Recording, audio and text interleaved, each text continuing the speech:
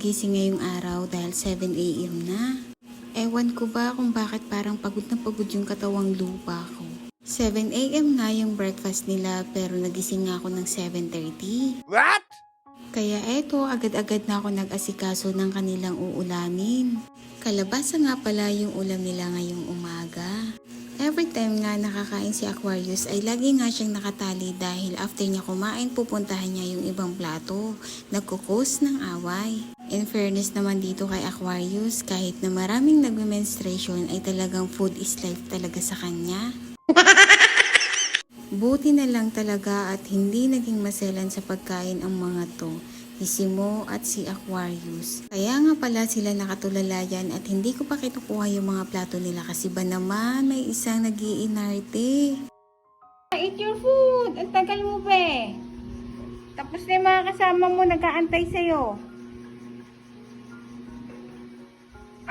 Oh, si food is life, senyor.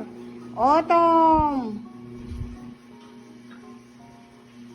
Huwag ka talagang malito.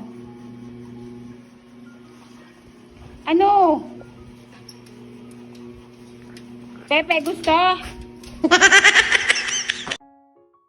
At maya-maya nga habang ako'y naglalaba ay nag-asikaso naman ako ng aming ulam. Umalis kasi yung kapatid ko kaya ako muna'y nag-aasikaso ng aming makakain mamayang lunch.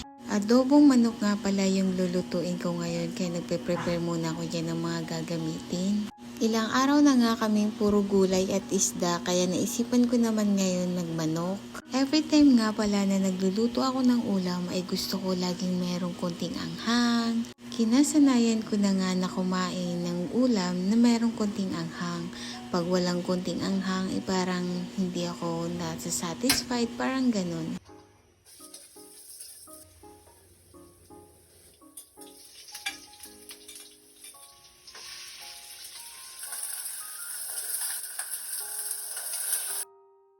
Fast forward, nilagay ko na pala dyan yung ingredients like asin, asukal, suka, and etc.